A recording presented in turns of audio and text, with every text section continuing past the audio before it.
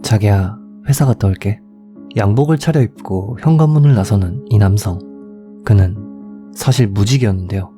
일을 하러 간다지만 그는 대체 어디로 가는 걸까요? 이 남성의 이름은 마츠오 겐키.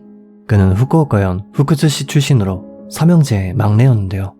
어릴 적 그는 스포츠를 좋아하던 활발한 아이였다고 합니다.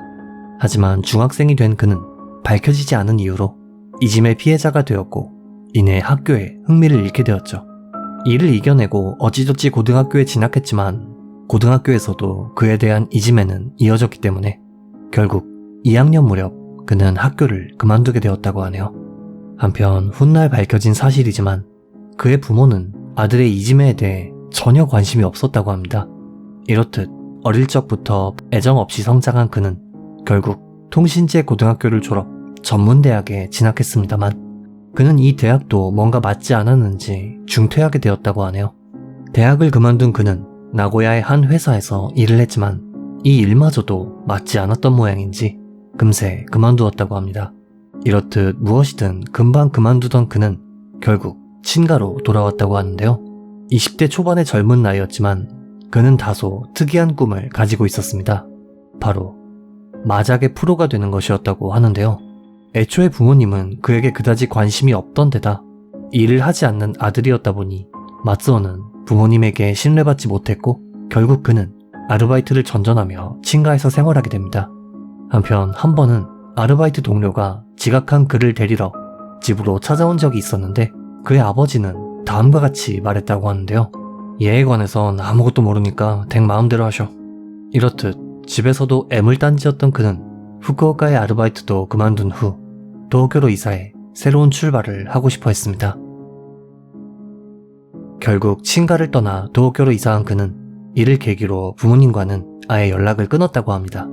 상경한 그는 생활을 위해 이케부쿠로역 근처의 한 노래방에서 점원으로 아르바이트를 시작했다고 하는데요.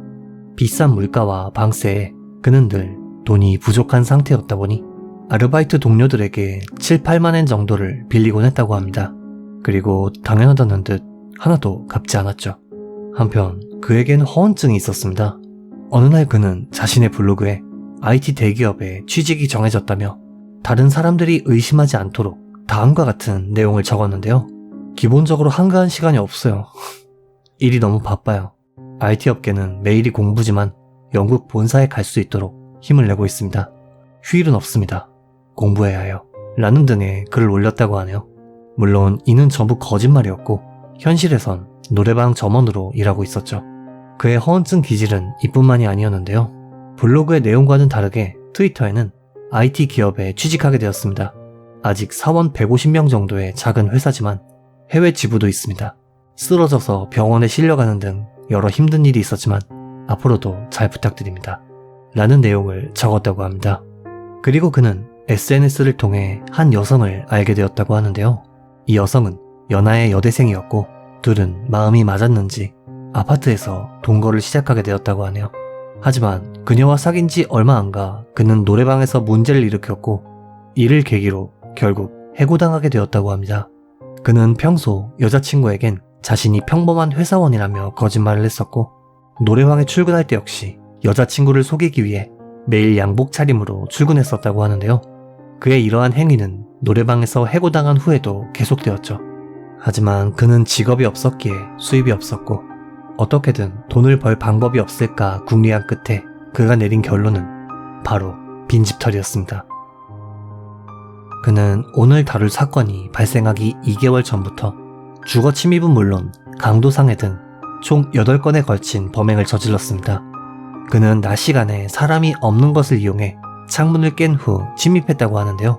하지만 아무리 빈집을 턴다고 해도 그것이 안정적인 수입원은 될 수 없었기에 그는 결국 방세도 내지 못하는 지경에 이르렀습니다.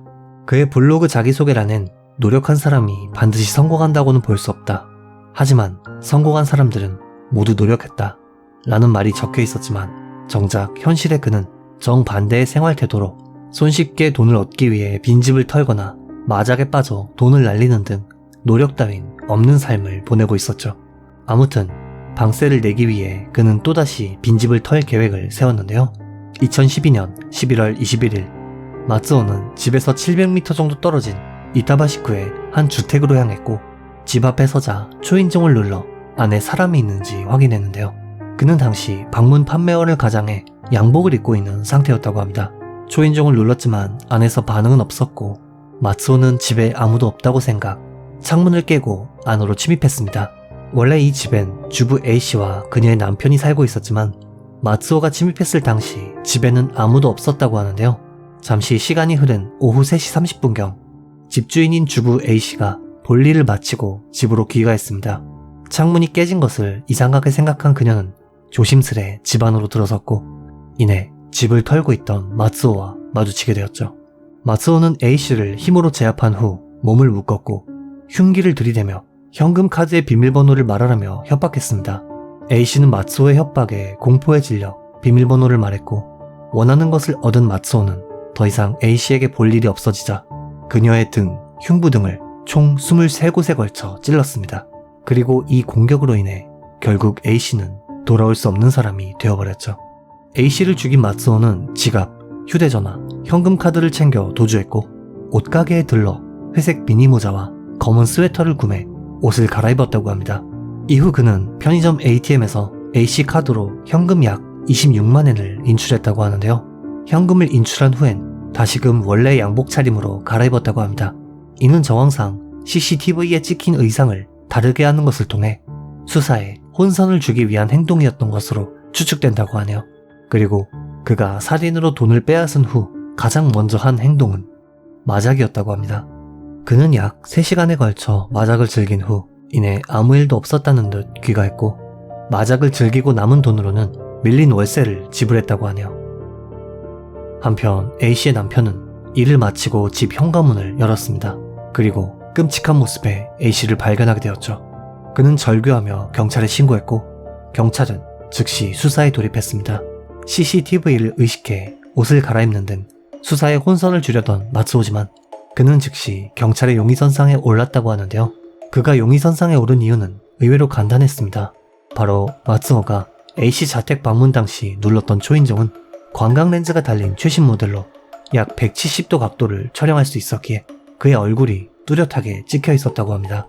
그는 인터폰의 옆에 바짝 붙어 벨을 눌렀기에 본인의 얼굴이 찍히지 않을 거라 생각했지만 광각렌즈 덕에 벽에 붙어있던 그의 모습이 전부 찍혔던 것이죠.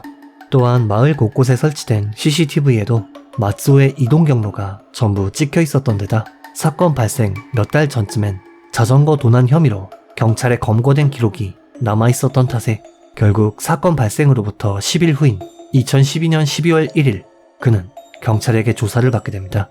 하지만 그는 뻔뻔하게도 자신 아무 짓도 안 했다며 혐의를 부인했는데요.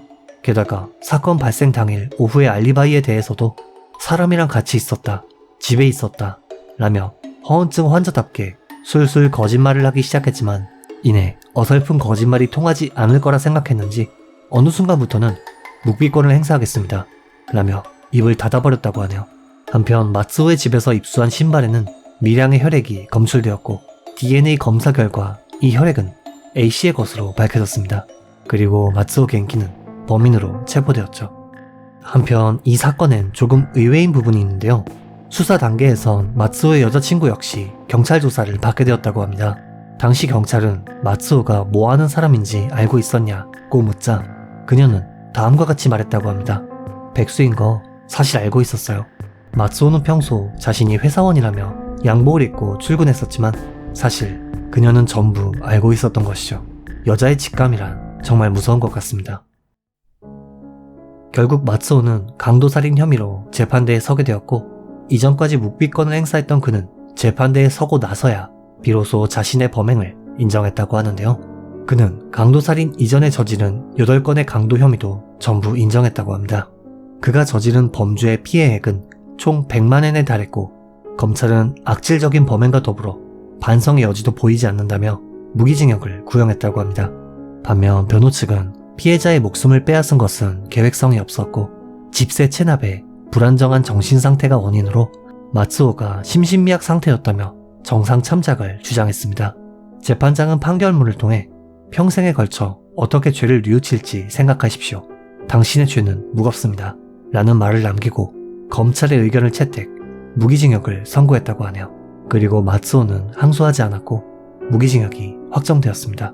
22세라는 젊은 나이에 무기징역을 선고받은 허언증 남성의 이야기, 이번 영상 어떻게 보셨는지요? 피해자의 명복을 빌며 영상을 마칩니다. 개미사였습니다.